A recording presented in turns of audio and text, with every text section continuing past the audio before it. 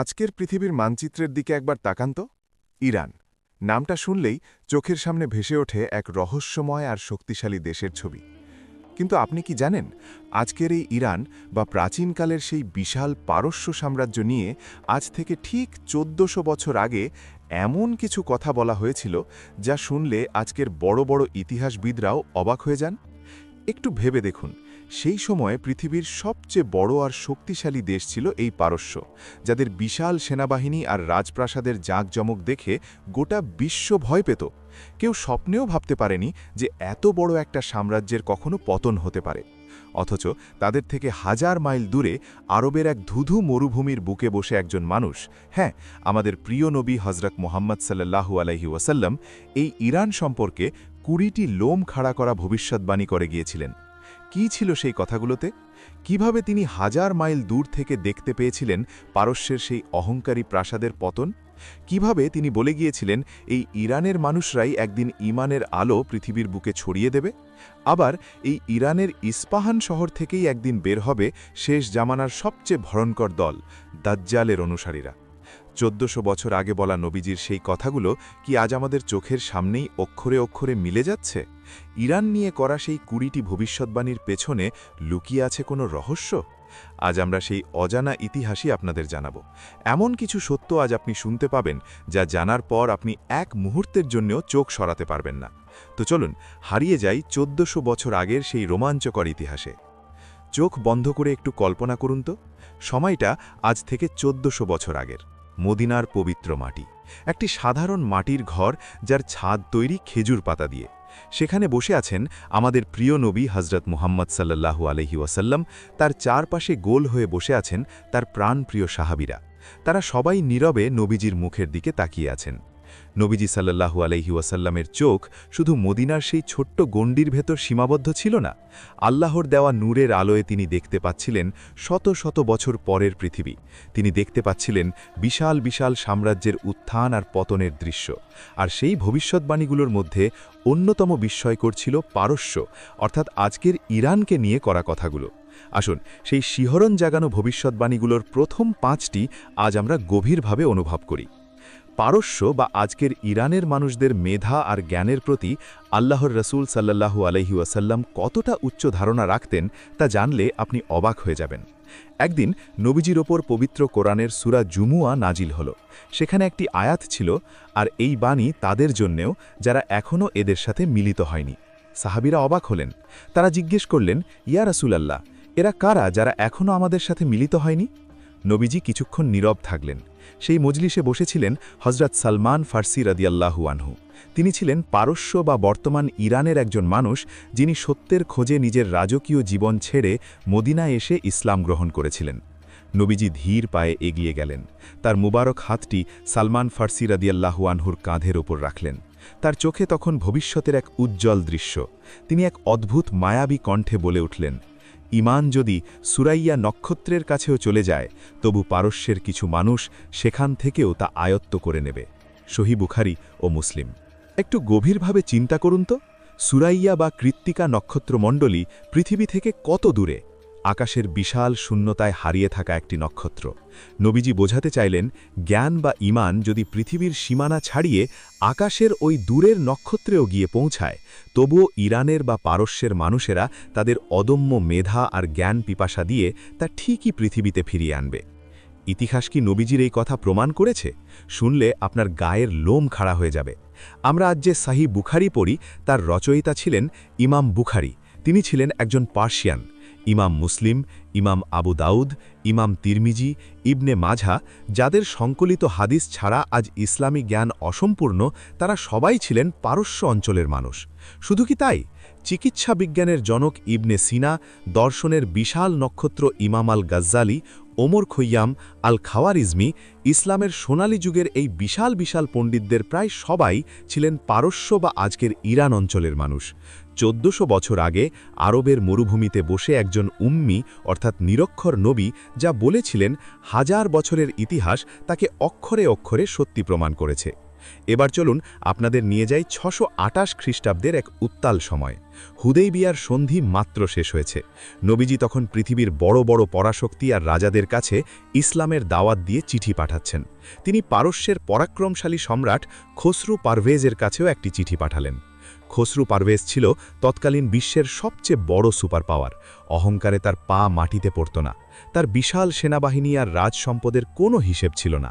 যখন তার দরবারে রাসূলের চিঠিটি পৌঁছল এবং পড়া শুরু হল, বিসমিল্লাহির রহমানির রহিম, আল্লাহর রাসূল মুহাম্মদের পক্ষ থেকে পারস্যের সম্রাট খসরুর প্রতি। চিঠির শুরুতেই খসরুর নামের আগে নবীজি সাল্লাল্লাহু আলাইহি ওয়াসাল্লাম নিজের নাম দেওয়ায় খসরুর অহংকারে প্রচণ্ড আঘাত লাগল। সে রাগে অন্ধ হয়ে গেল।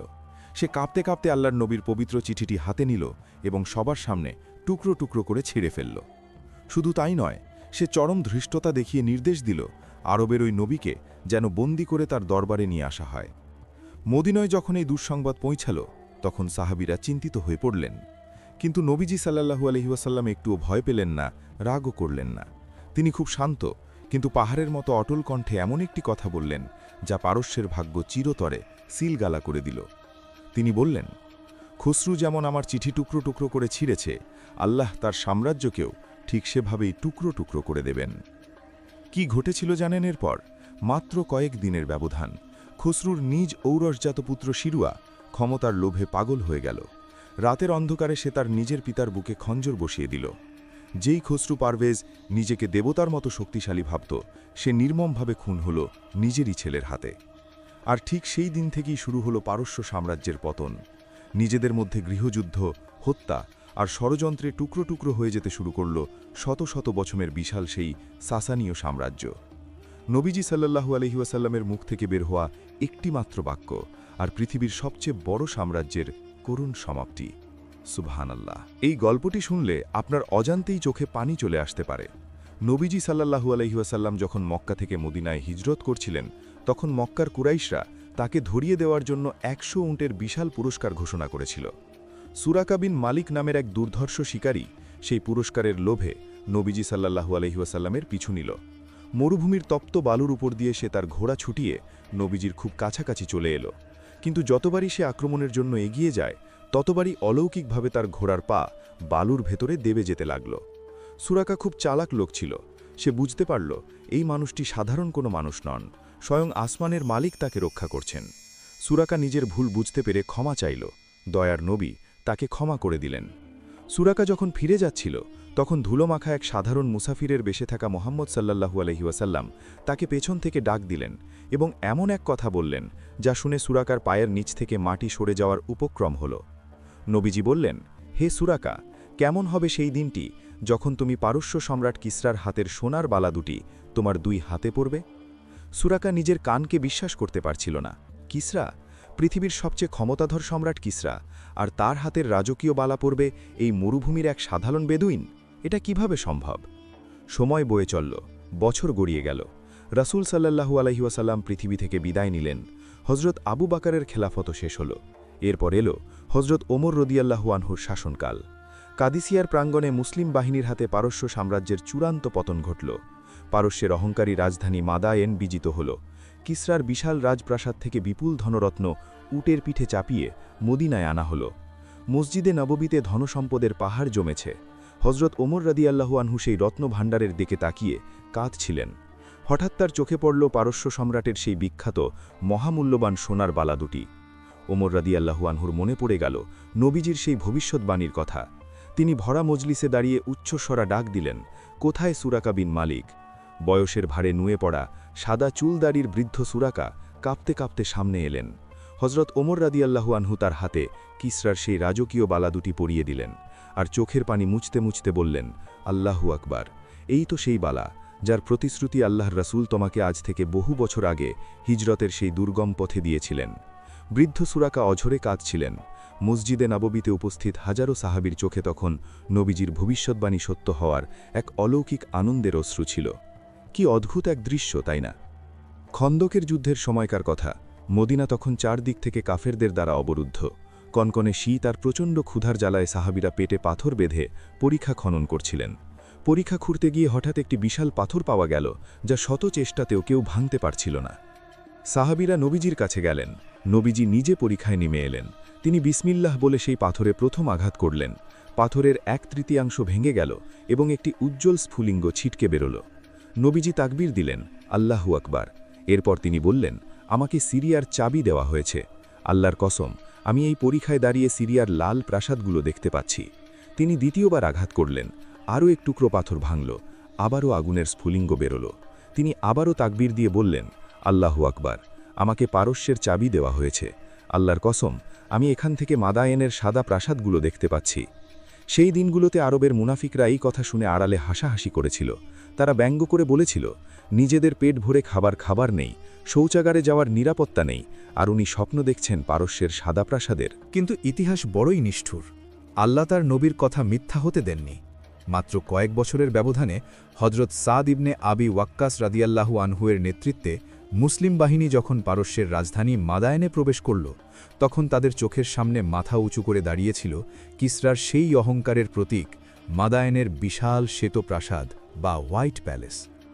সাহাবীরা অবাক বিস্ময়ে তাকিয়ে দেখলেন, সুবহান আল্লাহ, এই তো সেই প্রাসাদ যার কথা নবীজি খন্দকের পরীক্ষায় বসে চরম ক্ষুধার্ত অবস্থায় বলেছিলেন। সেদিন তারা ওই প্রাসাদের ভেতরে দাঁড়িয়ে কুরআনের আয়াত তেলাওয়াত করেছিলেন। আর এভাবেই সত্য হয়েছিল আরও একটি নিখুঁত ভবিষ্যৎবাণী। নবীজি তার সাহাবীদের প্রায়ই বলতেন, পারস্য এবং রোমের বিশাল ধনভাণ্ডার একদিন মুসলমানদের হাতে আসবে, এবং তা মানুষের ভোগবিলাসে নয়, বরং আল্লাহর পথে ব্যয় হবে। জাবের ইবনে সামুরা রাদিয়াল্লাহু আনহু থেকে বর্ণিত একটি হাদিসে রাসূল সাল্লাল্লাহু আলাইহি ওয়াসাল্লাম স্পষ্টভাবে বলেছেন, তোমাদের একদল মুসলিম অবশ্যই কিসরা বা পারস্য সম্রাটের শ্বেত গৃহ এবং তার ধনভাণ্ডার জয় করবে। হজরত ওমর রাদিয়াল্লাহু আনহুয়ের যুগে যখন কাদিসিয়ার মহাযুদ্ধ জয় হল, তখন পারস্যের রাজকোষ থেকে কোটি কোটি দিরহাম, মনেকে মন সোনা, রত্নখচিত তলোয়ার, কিসরার মুকুট এবং মহামূল্যবান গালিচা বা বাহারে কিসরা মদিনায় নিয়ে আসা হয়েছিল। এই বিপুল ধনসম্পদ দেখে তখনকার দিনের যে কোনো জাতির রাজা বাদশাহারা হয়তো আনন্দে পাগল হয়ে যেত, কিন্তু মুসলিমরা তা করেনি। এই সম্পদ কারো ব্যক্তিগত ব্যাংক ব্যালেন্সে জমা হয়নি, কারো ভোগবিলাসে ব্যয় হয়নি, বরং নবীজির কথা অনুযায়ী এই অঢেল সম্পদ ইসলামের প্রচার, প্রসার, রাস্তাঘাট নির্মাণ এবং গরিব দুঃখীদের কল্যাণে সমানভাবে বণ্টন করে দেওয়া হয়েছিল। পারস্যের সেই অহংকারের ধনভাণ্ডার অবশেষে পর্যবসিত হয়েছিল ইসলামের শক্তির অন্যতম উৎসে, যা পুরো বিশ্বে সাম্য ও শান্তির বাণী ছড়িয়ে দিতে সাহায্য করেছিল। কি আছে সেই ভবিষ্যৎবাণীগুলোতে? কেন ইস্পাহানের কথা বিশেষভাবে উল্লেখ করা হয়েছিল? আর খোরাসান থেকে আসা সেই বাহিনী আসলে কারা? চলুন 1400 বছর আগের সেই পাতাগুলো উল্টে দেখি। শেষ জামানা বা কেয়ামতের আগের সবচেয়ে ভয়ঙ্কর ফিতনার নাম হল দাজ্জাল।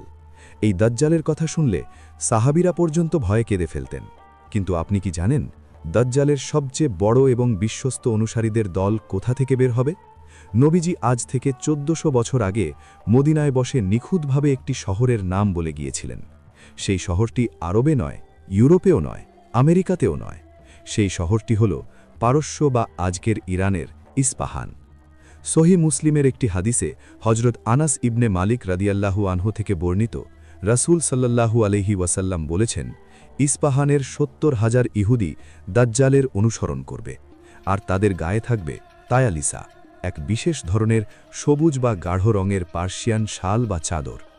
একটু গভীরভাবে চিন্তা করে দেখুন তো, 1400 বছর আগে যখন এই হাদিসটি বলা হয়েছিল, তখন আরবের মানুষেরা ইস্পাহান শহরের নাম খুব একটা জানতই না। অথচ নবীজি শুধু শহরের নামই বলেননি, তিনি সেখানে কারা থাকবে এবং তাদের পরনের পোশাক কেমন হবে সেটাও বলে দিয়েছেন। আজকের আধুনিক যুগের দিকে তাকান, আপনি জানলে অবাক হবেন, বর্তমান মধ্যপ্রাচ্যে ইসরায়েলের পর সবচেয়ে বেশি ইহুদি বসবাস করে এই ইরানেই। আর ইরানের মধ্যে ইস্পাহান হল সেই জায়গা যাকে ইহুদিরা তাদের অন্যতম পবিত্র স্থান মনে করে।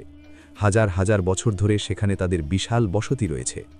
আজও যদি আপনি ইস্পাহানে যান, দেখবেন সেখানকার ঐতিহ্যবাহী পোশাকে সেই তায়ালিসা বা চাদরের প্রচলন রয়ে গেছে। কিভাবে সম্ভব? হাজার মাইল দূরের এক নিরক্ষর নবী কিভাবে জানলেন যে 1400 বছর পর ইরানের ওই নির্দিষ্ট শহরটিতেই এমন একটি জনগোষ্ঠী থাকবে যারা দাজ্জালের অপেক্ষায় বসে থাকবে? ইতিহাস আর ভূগোলের এই নিখুঁত মিল দেখে আজকের আধুনিক গবেষকদেরও আক্ষরিক অর্থেই ঘাম ছুটে যায়। ইরান নিয়ে কথা হবে আর খোরাসানের কথা আসবে না, তা কি হয়? প্রাচীন যুগে খোরাসান বলতে একটি বিশাল অঞ্চলকে বোঝানো হতো, যার বড় একটি অংশ জুড়ে রয়েছে আজকের ইরান, এবং এর সাথে রয়েছে আফগানিস্তান এবং মধ্য এশিয়ার কিছু অংশ। নবীজির অনেকগুলো ভবিষ্যৎবাণীতে এই খোরাসান অঞ্চলের কথা অত্যন্ত গুরুত্বের সাথে উঠে এসেছে। তিনি বলে গেছেন, শেষ জামানায় যখন পৃথিবী অন্যায় আর অত্যাচারে ভরে যাবে, তখন এই খোরাসানের দিক থেকে একদল সত্যপন্থী মানুষের উত্থান ঘটবে।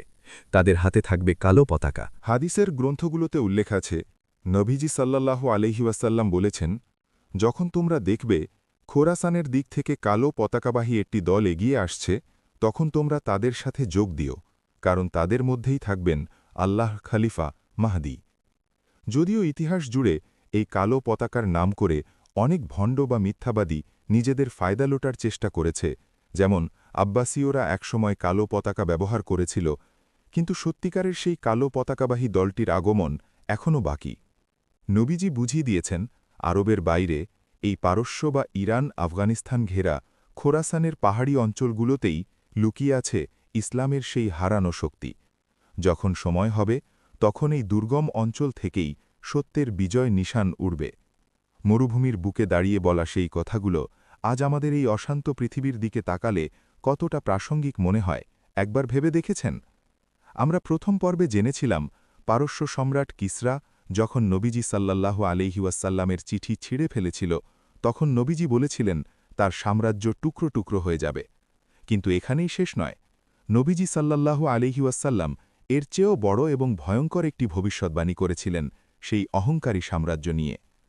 হজরত আবু হুরাইরা রাদিয়াল্লাহু তাআলা আনহু থেকে বর্ণিত, আল্লাহর রসূল অত্যন্ত দৃঢ়তার সাথে ঘোষণা করেছিলেন, যখন কিসরা বা পারস্য সম্রাট ধ্বংস হবে, এরপর আর কোনো কিসরা আসবে না, এবং যখন কায়সার বা রোম সম্রাট ধ্বংস হবে, এরপর আর কোনো কায়সার আসবে না। সহিহ বুখারী ও মুসলিম। কথাটা একটু ভালোভাবে খেয়াল করুন, এরপর আর কোনো কিসরা আসবে না। ইতিহাসের পাতা ঘাঁটলে আপনি অবাক হয়ে যাবেন, রোমান সাম্রাজ্য বা বাইজেন্টাইন সাম্রাজ্য কিন্তু মুসলমানদের হাতে পরাজয়ের পরও কয়েকশো বছর ধরে পৃথিবীর অন্য প্রান্তে টিকেছিল। কাইসার বা সিজার উপাধি নিয়ে অনেকেই রাজত্ব করেছিল। কিন্তু পারস্য বা ইরানের ক্ষেত্রে কি ঘটেছিল জানেন? কাদিসিয়ার যুদ্ধ এবং নিহাবানদের যুদ্ধের পর বিশাল পারস্য সাম্রাজ্য এমনভাবে তাসের ঘরের মতো ভেঙে পড়েছিল যে এরপর পৃথিবীর বুকে ওই কিসরা বা পারস্য সম্রাটের বংশের আর কেউ কখনো মাথা তুলে দাঁড়াতে পারেনি। হাজার বছরের পুরনো সেই সাসানীয় সাম্রাজ্য চিরদিনের জন্য পৃথিবীর মানচিত্র থেকে মুছে গিয়েছিল। আজকের আধুনিক ইরানের দিকে তাকালেই আমরা দেখতে পাই, সেখানে আর কোনো অগ্নিকুণ্ড নেই। পুরো জাতি আজ এক আল্লাহর সিজদা করে। 1400 বছর আগে মহানবী সাল্লাল্লাহু আলাইহি ওয়াসাল্লাম যে আলোর প্রতিশ্রুতি দিয়েছিলেন, তা আজ পারস্যের প্রতিটি কোণায় ছড়িয়ে পড়েছে। এবার আপনাদের এমন একটি হাদিসের কথা শোনাব, যা শুনলে আপনি বুঝতে পারবেন নবীজির চোখের সামনে ভবিষ্যতের দৃশ্যগুলো কতটা পরিষ্কার ছিল। তিনি শুধু পারস্য বা রোমের বিজয়ের কথাই বলেননি, বরং তিনি একেবারে নিখুঁত একটি ধারাবাহিকতা বা সিরিয়াল বলে দিয়েছিলেন। সহিহ মুসলিমের একটি বর্ণনায় পাওয়া যায়, জাবির ইবনে সামুরাহ রাদিয়াল্লাহু থেকে বর্ণিত, নবীজি সাল্লাল্লাহু আলাইহি ওয়াসাল্লাম বলেছেন, প্রথমে তোমরা জাজিরাতুল আরব বা আরব উপদ্বীপের বিরুদ্ধে যুদ্ধ করবে, আল্লাহ তোমাদের তাতে বিজয় দান করবেন। এরপর তোমরা পারস্যের বা ইরানের বিরুদ্ধে যুদ্ধ করবে, আল্লাহ তোমাদের তাতেও বিজয় দান করবেন। এরপর তোমরা রোমের বিরুদ্ধে যুদ্ধ করবে, আল্লাহ তোমাদের তাতেও বিজয় দান করবেন। আর সবার শেষে তোমরা দাজ্জালের বিরুদ্ধে যুদ্ধ করবে, আল্লাহ তোমাদের সেই যুদ্ধেও বিজয় দান করবেন। কি অদ্ভুত এই কথাগুলো! ইতিহাস খুলে দেখুন, ঠিক এই সিরিয়াল অনুযায়ী সবকিছু ঘটেছে। নবীজি সাল্লাল্লাহু আলাইহি ওয়াসাল্লামের জীবদ্দশায় এবং হজরত আবু বকর রাদিয়াল্লাহুর শুরুতে প্রথমে পুরো আরব উপদ্বীপ মুসলমানদের হাতের মুঠোয় আসে। এরপর হজরত ওমর রাদিয়াল্লাহুর যুগে দ্বিতীয় ধাপে পারস্য বা ইরান বিজিত হয়, আর তার পরপরই আসে রোমানদের সাথে লড়াই এবং সিরিয়া, ফিলিস্তিন ও রোমান সাম্রাজ্যের বিশাল অংশ বিজয়। নবীজি সাল্লাল্লাহু আলাইহি ওয়াসাল্লামের বলা 4টির মধ্যে প্রথম 3টি ভবিষ্যদ্বাণী একদম হুবহু কাঁটায় কাঁটায় সিরিয়াল অনুযায়ী মিলে গেছে। বাকি রইল শুধু একটি, দাজ্জালের বিরুদ্ধে যুদ্ধ এবং চূড়ান্ত বিজয়। 3টি যখন অক্ষরে অক্ষরে মিলে গেছে, তখন চতুর্থটি যে খুব শীঘ্রই আমাদের সামনে আসতে চলেছে, তাতে কি কোনো সন্দেহ আছে? কি আছে সেই বাকি ভবিষ্যদ্বাণীগুলোতে? কেন আজকের দুনিয়ায় ইরানকে নিয়ে এত আলোচনা? 1400 বছর আগের সেই কথাগুলো কি আজকের খবরের কাগজের হেডলাইনের সাথে মিলে যাচ্ছে? চলুন ইতিহাসের পাতা থেকে সেই পর্দা একটু একটু করে সরাই। নবীজি সাল্লাল্লাহু আলাইহি ওয়াসাল্লামের চোখের সামনে আল্লাহ তাআলা ভবিষ্যতের পর্দা এমনভাবে সরিয়ে দিয়েছিলেন যে তিনি শুধু সাম্রাজ্য পতনের কথাই বলেননি, পারস্যের কোন কোন অঞ্চল কিভাবে বিজয় হবে এবং সেখানকার মানুষদের চেহারা কেমন হবে সেটাও নিখুঁতভাবে বলে গিয়েছিলেন। সহি বুখারীর একটি হাদিসে হজরত আবু হুরায়রা রাদিয়াল্লাহু থেকে বর্ণিত, আল্লাহর রসূল সাল্লাল্লাহু আলাইহি ওয়াসাল্লাম বলেছেন, ততদিন পর্যন্ত কেয়ামত হবে না যতদিন না তোমরা খুজ ও কিরমানের অনদব বা অনারব জাতির সাথে যুদ্ধ করবে। তাদের চেহারা হবে লালচে, নাক হবে চ্যাপ্টা, চোখ হবে ছোট ছোট, আর তাদের মুখমণ্ডল দেখলে মনে হবে যেন হাতুড়ি দিয়ে পেটানো শক্ত কোনো ঢাল। তাদের জুতো হবে পশুর লোমের তৈরি। একটু গভীরভাবে চিন্তা করে দেখুন তো, মদিনার মরুভূমিতে বসে নবীজি সাল্লাল্লাহু আলাইহি ওয়াসাল্লাম পারস্যেল বা আজকের ইরানের দুটি নির্দিষ্ট প্রদেশের নাম বলছেন, খুজিস্তান এবং কিরমান, আর সেখানকার যে যোদ্ধাদের সাথে মুসলমানদের যুদ্ধ হবে তাদের চেহারার নিখুঁত বর্ণনা দিচ্ছেন। ইতিহাসের পাতা ঘাটলে দেখা যায় খুজিস্তান এবং কিরমান অঞ্চলে সেই সময় এমন কিছু উপজাতি এবং সৈন্যবাহিনীর বাস ছিল যাদের চেহারা ঠিক নবীজির বর্ণনার মতোই। বিশেষ করে পরবর্তীতে মঙ্গল বা তুর্কি বংশোদ্ভূত যোদ্ধারা যখন ওই অঞ্চলে আধিপত্য বিস্তার করেছিল, তাদের চেহারার সাথে এই হাদিসের বর্ণনা আক্ষরিক অর্থেই শতভাগ মিলে যায়। কিভাবে সম্ভব? একজন মানুষ যিনি জীবনে কখনো আরবের বাইরে ওই দুর্গম পাহাড়ি অঞ্চলগুলোতে যাননি, তিনি কিভাবে জানলেন সেখানকার মানুষদের চোখের গড়ন বা নাকের আকৃতি কেমন হবে? ইতিহাসবিদরা আজও এই নিখুঁত বর্ণনা পড়ে অবাক হয়ে যান, আর আমাদের ঈমান কেবল আরও শক্ত হয়। এবার আপনাদের এমন একটি রোমাঞ্চকর ঘটনা শোনাব যা হার মানাবে যে কোনো আধুনিক থ্রিলার সিনেমাকেও। আমরা আজই জেনেছি পারস্য সম্রাট খসরু পারভেজ নবীজির চিঠি ছিঁড়ে ফেলেছিল এবং নবীজিকে বন্দী করার নির্দেশ দিয়েছিল। কিন্তু কাকে নির্দেশ দিয়েছিল জানেন? তৎকালীন ইয়েমেন ছিল পারস্য সাম্রাজ্যের অধীনে, আর ইয়েমেনের পার্সিয়ান গভর্নর ছিল বাজান। খসরু পারভেজ বাজানকে কড়া নির্দেশ দিল, আরবের ওই লোকটিকে বন্দী করে আমার দরবারে পাঠাও। গভর্নর বাজান দুজন অত্যন্ত শক্তিশালী এবং দুর্ধর্ষ পার্সিয়ান সেনাকে মদিনায় পাঠালো নবীজিকে ধরে আনার জন্য। তারা যখন মদিনায় এসে দম্ভের সাথে নবীজির সামনে দাঁড়াল, তখন নবীজি একটুও ভয় পেলেন না। তিনি খুব শান্তভাবে তাদের বললেন, আজ তোমরা বিশ্রাম নাও, আগামীকাল সকালে আমার কাছে এসো। পরদিন সকালে ওই দুই পার্সিয়ান সেনা যখন নবীজির সামনে এলো, তিনি মুচকি হেসে এমন একটি কথা বললেন যা শুনে তাদের পায়ের নিচ থেকে মাটি সরে গেল। নবীজি সাল্লাল্লাহু আলাইহি ওয়াসাল্লাম বললেন, তোমরা ফিরে যাও, তোমাদের গভর্নর বাজানকে গিয়ে বলো, আমার রব আল্লাহ গতরাতে তোমাদের রব খসরু পারভেজকে হত্যা করেছেন, তার নিজের ছেলেই তাকে খুন করেছে। সুবহান আল্লাহ! তারা তো অবাক, 1000 মাইল দূরের খবর উনি কিভাবে জানলেন? তারা ইয়েমেনে ফিরে গিয়ে গভর্নর বাজানকে সব জানাল। বাজান ছিল খুব বুদ্ধিমান। সে বলল, আমরা কিছুদিন অপেক্ষা করি, যদি এই খবর সত্যি হয় তবে উনি কোনো সাধারণ মানুষ নন, উনি আসলেই আল্লাহর নবী। কয়েকদিন পর পারস্য থেকে সরকারি চিঠি এলো। সেখানে লেখা ছিল, আমি শিরুয়াহ আমার পিতা খসরুকে হত্যা করে সিংহাসনে বসেছি। এই চিঠি পড়ার সাথে সাথে গভর্নর বাজানের চোখ দিয়ে অঝরে পানি পড়তে লাগল। সে বুঝতে পারল আরবের মরুভূমিতে বসা ওই মানুষটি কোনো সাধারণ মানুষ নন। সাথে সাথে বাজান এবং ইয়েমেনে বসবাসরত হাজার হাজার পার্সিয়ান সৈন্য এক বাক্যে ইসলাম গ্রহণ করল। কোনো যুদ্ধ ছাড়াই, এক ফোঁটা রক্তপাত ছাড়াই পারস্যের একটি বিশাল প্রদেশ ইসলামের ছায়াতলে চলে এলো। নবীজি সাল্লাল্লাহু আলাইহি ওয়াসাল্লামের একটি মাত্র অলৌকিক ভবিষ্যদ্বাণী আর হাজারো মানুষের অন্তর ঈমানের আলোয় আলোকিত হয়ে গেল। ইরান বা পারস্যের মানুষদের ইসলামে প্রবেশের ব্যাপারে নবীজি সাল্লাল্লাহু আলাইহি ওয়াসাল্লামের একটি অদ্ভুত সুন্দর স্বপ্ন রয়েছে। এই স্বপ্নটি শুনলে আপনি বুঝতে পারবেন পারস্যের বা অনারব মানুষদের নবীজি কতটা ভালোবাসতেন। একদিন নবীজি সাল্লাল্লাহু আলাইহি ওয়াসাল্লাম সকালে সাহাবীদের নিয়ে বসে আছেন। তিনি বললেন, আজ রাতে আমি একটি অদ্ভুত স্বপ্ন দেখেছি। আমি দেখলাম এক পাল কালো ভেড়ার মধ্যে হঠাৎ করে অসংখ্য সাদা ভেড়া এসে প্রবেশ করল। সাদা ভেড়ার সংখ্যা এত বেশি ছিল যে কালো ভেড়াগুলোকে আর আলাদা করে চেনাই যাচ্ছিল না। সাহাবীরা অবাক হয়ে জিজ্ঞেস করলেন, ইয়া রাসূলাল্লাহ, এই স্বপ্নের অর্থ কি? হজরত আবু বকর রাদিয়াল্লাহু আনহু স্বপ্ন বিশারদ ছিলেন। নবীজির অনুমতিক্রমে এর ব্যাখ্যায় বলা হল, কালো ভেড়া হল আরবের লোকেরা, আর সাদা ভেড়া হল আজম বা অনারব লোকেরা, বিশেষ করে পারস্যের লোকেরা। নবীজি সাল্লাল্লাহু আলাইহি ওয়াসাল্লামের এই স্বপ্নের অর্থ ছিল ইসলাম শুধু আরবের মরুভূমিতেই সীমাবদ্ধ থাকবে না। পারস্য এবং অন্যান্য অনারব দেশ থেকে দলে দলে মানুষ এসে ইসলাম গ্রহণ করবে। তারা ইসলামের সম্পদে, জ্ঞানে এবং ইবাদতে আরবদের সাথে এমনভাবে মিশে যাবে যে কে আরব আর কে অনারব তার আলাদা করা যাবে না।